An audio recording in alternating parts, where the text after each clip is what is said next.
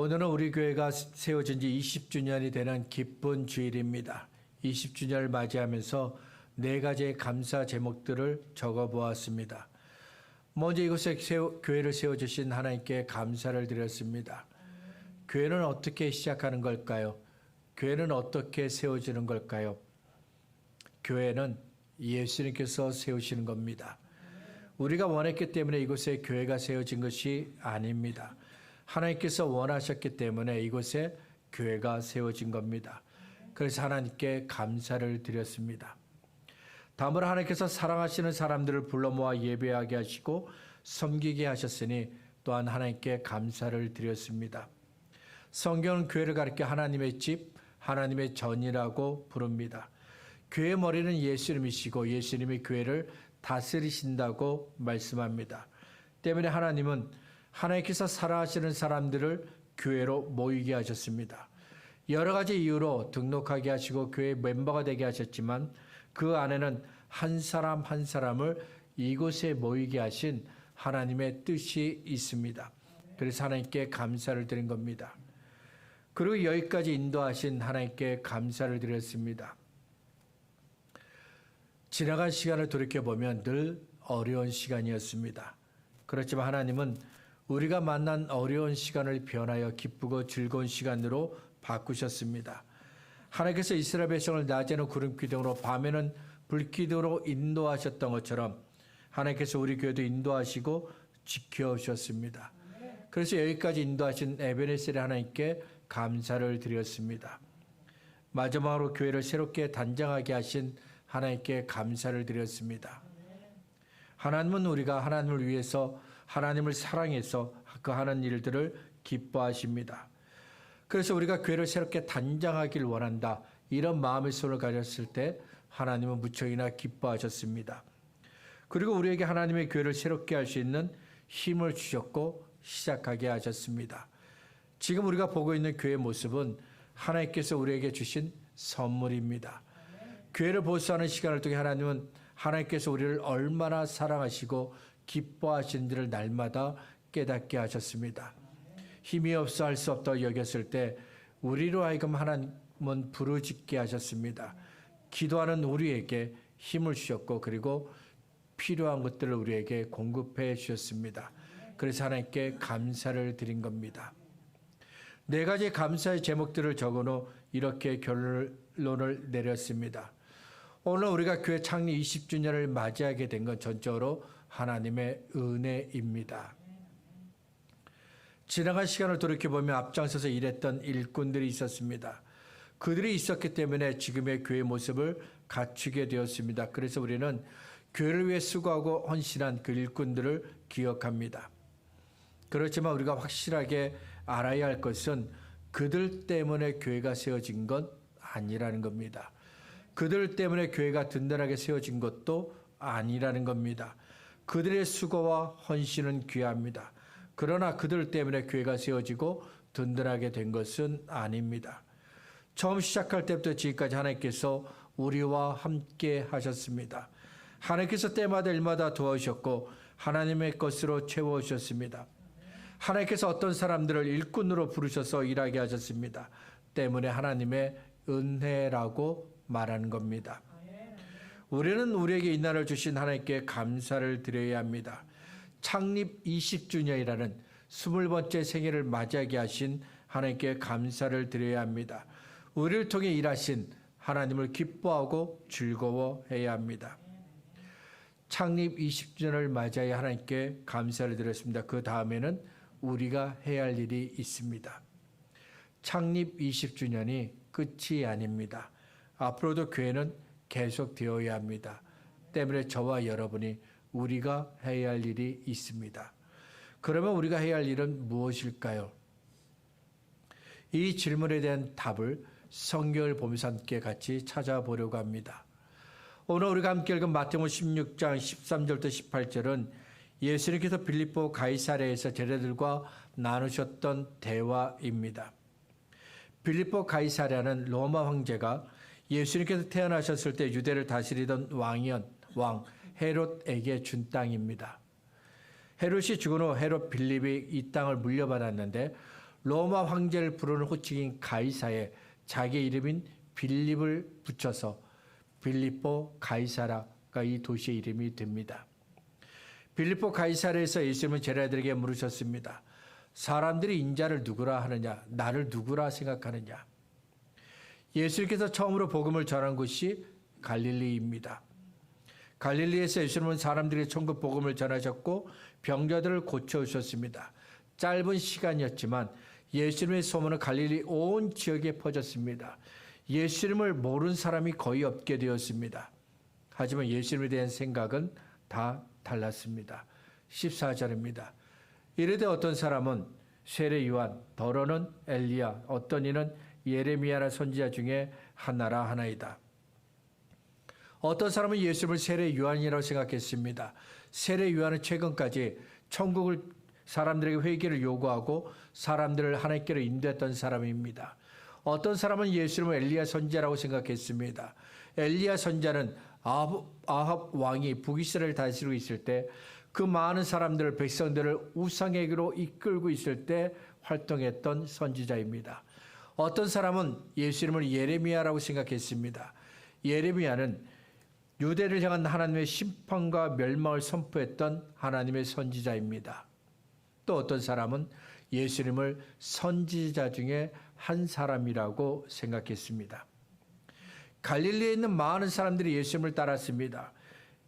많은 사람들이 예수께서 하신 말씀을 들었습니다. 많은 사람들이 예수께서 병든 사람을 고치시고 귀신을 쫓아내는 것을 보았습니다. 그렇지만 예수님이 누구신지 제대로 알고 있는 사람은 없었습니다. 갈릴리 북쪽에는 높이가 2815m가 되는 헐몬산이 있습니다. 빌립보 가이사라는 이 헐몬산 기슭에 세워진 도시입니다. 헐몬산에 내린 눈이 녹아 요단강으로 흘러가고 이 물이 다시 사해까지 흘러갑니다. 헐몬산 정상에는 낮은 온도 때문에 밤동안 엄청난 양의 이슬이 내렸는데 시편 133편 3절에서는 형제가 연합하는 축복을 헐몬의 이슬과 같다고 말씀합니다. 예수님께서 빌립보 가이사라를 방문하셨을 때는 6월절 전이었습니다. 헐몬산 정상에는 눈이 아직 쌓여 있었고 들판에는 아름다운 꽃이 만발했을 시기입니다. 눈에 보이는 모든 것들이 아름다운 그때 그곳에 사람들은 동굴을 파서 황제를 위한 신전과 자연과 목축의 신으로 알려져 있는 판신을 위한 신전을 지었습니다. 그리고 그곳에서 황제와 우상을 섬겼습니다. 예수님은 빌립보 가이사랴에서 이스라엘을 향하신 하나님의 축복을 노래한 헐몬산에서 황제와 우상을 섬기는 사람들을 보셨습니다. 우상과 세속적인 문화를 따르고 있는 그곳에서 예수님은 제자들에게 사람들이 예수님을 누구라고 생각하는지 물으셨습니다. 하나님의 복은 지금도 여전히 헐몬산을 통해 이스라엘 위에 임하고 있었지만 우상을 섬기는 사람들은 예수님이 누군지 몰랐습니다. 로마의 세속적인 문화를 즐거워하는 사람들도 예수님이 누구신지 몰랐습니다. 예수님께서 다시 제자들에게 물으셨습니다. 그럼 너희는 나를 누구라 생각하느냐? 베드로가 대답합니다. 주는 그리스도시요 살아계신 하나님의 아들이십니다.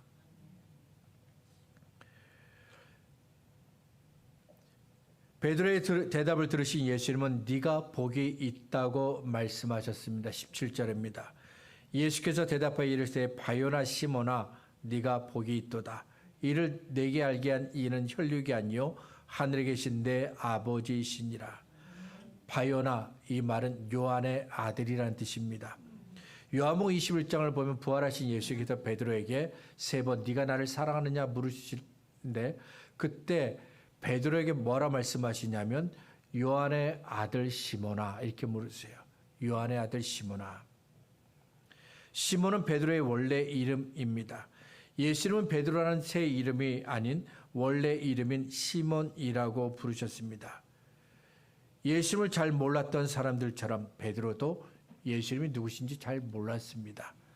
하지만 하늘에 계신 아버지가 베드로에게 예수님이 누구신지 알게 하셨습니다.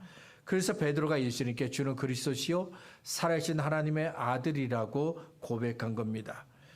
예수님은 베드로에게 네가 복이 있다고 말씀하셨습니다. 베드로 한 사람에게 국한시켜서 네가 복이 있다 이 말씀을 하셨는데, 이렇게 한 개인에게 복이 있다고 하신 말씀은 신약성경에서 유일하게 이곳이 베드로가 유일합니다. 왜 예수님께서 베드로에게 네가 복이 있다고 말씀하셨을까요? 베드로가 예수님이 누구신지 제대로 알고 있었기 때문입니다. 예수님께서 베드로에게 네가 복이 있다고 말씀하신 대로 예수님이 누구신지 아는 사람은 복이 있습니다.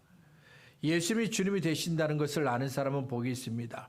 예수님께서 우리를 죄에서 구원할 메시아 그리스도라는 것을 아는 사람은 복이 있습니다. 예수께서 살아계신 하나님의 아들이심을 아는 사람은 복이 있습니다. 그렇다면 지금은 어떨까요? 지금은 과거보다 교회 다니는 사람들이 많아졌습니다. 지금 교회 다니는 사람들은 과거보다 성경에 대해서 많이 알고 많이 배웠습니다.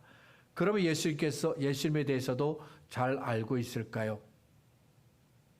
예수님께서 오늘날 교회 다니는 사람들에게 너는 나를 누구라 생각하느냐 물으시면 과연 베드로처럼 주는 그리스도시요 살아계신 하나님의 아들이라고 대답할 수 있을까요?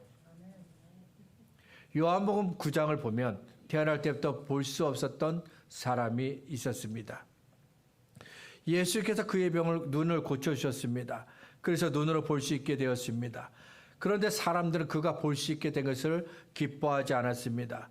바리새인들은 예수님께서 안식일을 지키지 않았다며 그 사람에게 오히려 잠잠하라 침묵하라고 억압을 했습니다. 바리새인들의 마음에 예수님을 미워하는 마음이 있었기 때문이죠.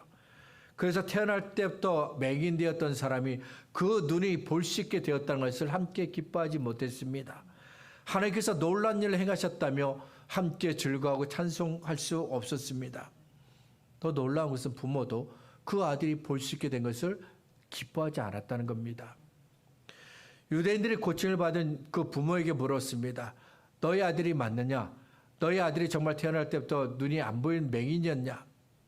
그러자 부모가 대답합니다. 내 아들이 맞습니다. 내 아들은 태어날 때부터 앞을 볼 수 없는 맹인이었습니다. 그러나 어떻게 눈을 뜨게 되었는지, 어떻게 눈이 고쳐졌는지 아들에게 물어보세요. 나한테 물지 말고 아들한테 물어보세요. 이렇게 대답합니다.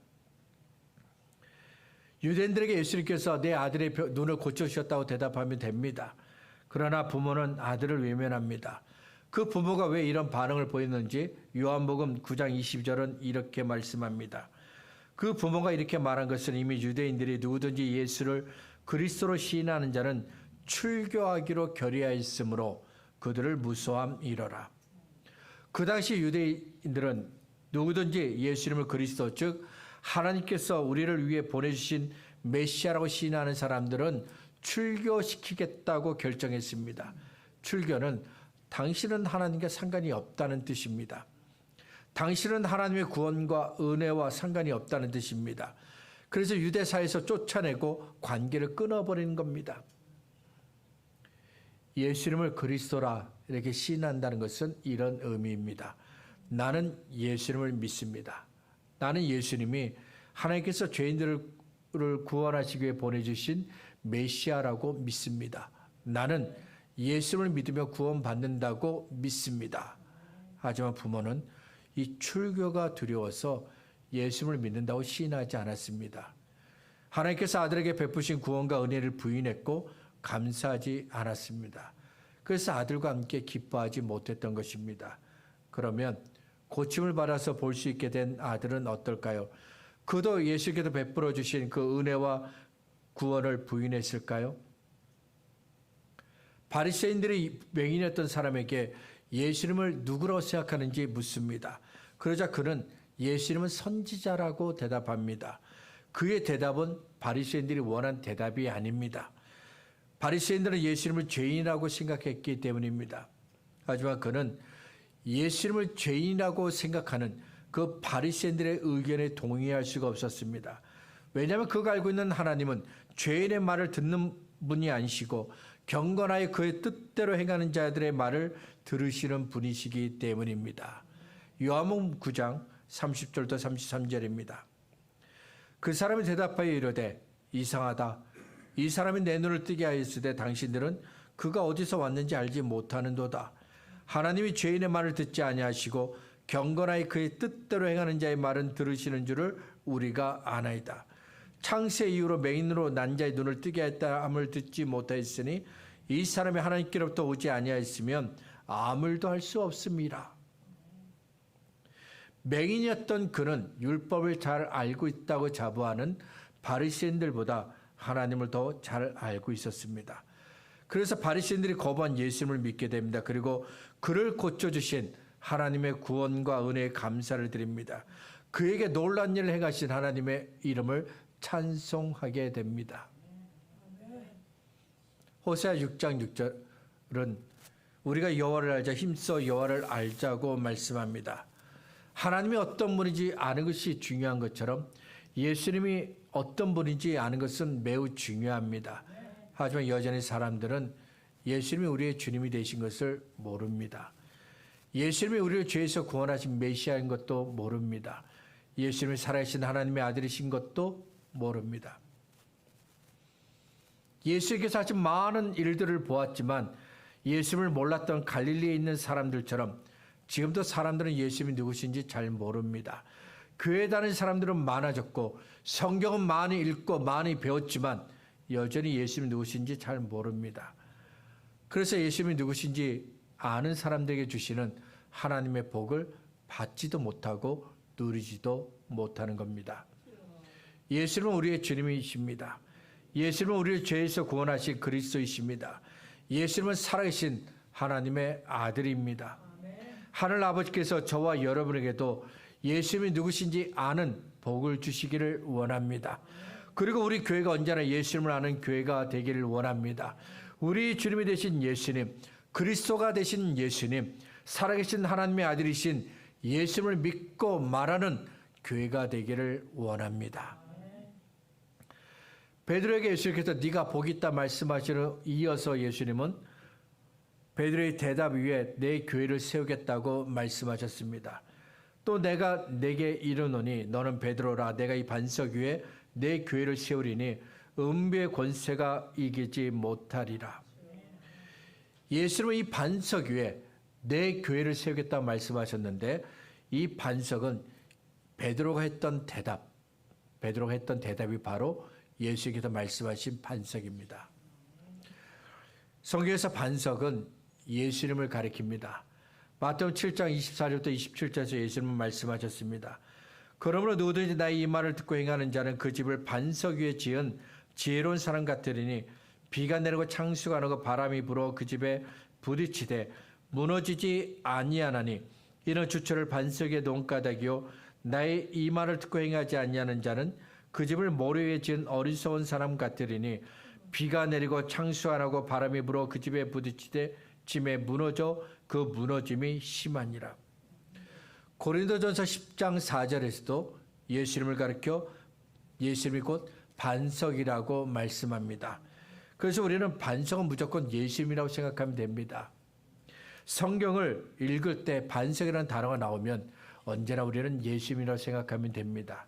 하지만 마태복음 16장에서는 베드로의 신앙 고백이 반석입니다. 예수님께서 베드로의 신앙 고백, 베드로의 대답을 가리켜 반석이라고 부르셨기 때문입니다. 예수는 베드로가 했던 주는 그리스도의 살아계신 하나님의 아들이라는 신앙 고백 위에 예수님의 교회, 내 교회를 세우겠다고 말씀하셨습니다. 여기서 우리는 두 가지 중요한 사실을 알게 됩니다. 첫 번째 사실은 교회는 예수님이 주가 되시고 그리스도시고 살아계신 하나님의 아들이라는 신앙 고백 위에 세워졌다는 겁니다. 두 번째 사실은 예수님께서 우리의 신앙 고백 위에 예수님의 교회를 친히 세우셨다는 겁니다. 우리 교회는 2005년 8월 28일에 세워졌습니다. 미국 남동부를 강타한 허리케인 카트리나가 다가오고 있을 때 여러 사람들이 모여 예배를 드리며 교회가 시작되었습니다. 그래서 우리 교회 역사를 기록할 때 2005년 8월 28일 주일에 몇몇 사람들이 모여 예배를 드리면서 교회가 시작되었다고 적혀 있는 겁니다. 그렇지만 이것은 우리 교회가 이것에 세워진 이유는 아닙니다. 왜냐하면 18절에서 예수께서 이 반석 위에 예수님의 교회를 친히 세우신다고 말씀하셨기 때문입니다. 따라서 우리는 우리 교회 시작을 이야기할 때 이렇게 말해야 합니다. 2005년 8월 28일 주일 예수께서 예수님을 주님으로 믿고 그리스도로 시인하고 살아계신 하나님의 아들이라고 믿는 사람들의 신앙 고백 위에 예수님의 교회를 세우셨습니다. 예수님을 그리스도로 믿고 살아계신 하나님의 아들이라고 믿는 사람들이 이곳에 있었습니다. 그래서 예수님께서 예수님이 누구신지 아는 사람들을 위해 예수님의 교회를 이곳에 세워주신 겁니다. 우리가 세운 교회가 아닙니다. 예수님께서 세우신 예수님의 교회입니다. 따라서 우리 교회에서는 늘 예수님을 주님으로 시인하고 그리스도로 시인하고 살아계신 하나님의 아들이라고 시인하는 신앙 고백이 있어야 합니다. 교회를 세워주신 예수님의 뜻대로 예수님의 교회가 되어야 합니다. 말씀을 정리하겠습니다. 예수님께서 빌립보 가이사랴에서 보셨던 모습이 저와 여러분이 살고 있는 이 땅에도 있습니다. 눈에 보이는 곳마다 교회가 있지만 사람들은 손으로 만든 우상을 섬깁니다. 퇴폐적인 문화를 즐거워하고 있습니다. 지금 우리에게 필요한 것이 무엇일까요? 세속적인 땅에서 살아가는 저와 여러분에게 예수님은 무엇을 기대하실까요? 예수님을 향한 신앙 고백이 있어야 합니다. 사람들에게 예수님이 누구신지 물어보면 다양한 대답이 나옵니다. 어떤 사람은 예수님은 좋은 성품을 가지신 분이라고 대답합니다. 어떤 사람은 예수님은 부패한 사회를 변혁시킨 혁명가라고 대답합니다.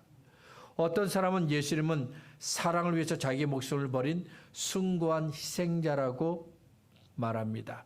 어떤 사람은 예수님은 가난한 사람들의 친구라고 대답하고 어떤 사람은 위대한 철학자라고 대답합니다.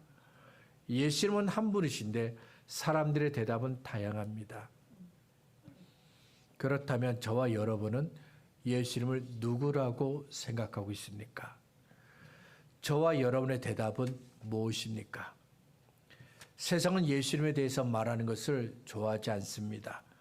예수님을 우리의 주님이라고 인정하지 않습니다. 그리스도라고 인정하지 않습니다. 살아계신 하나님의 아들이라고 인정하지 않습니다.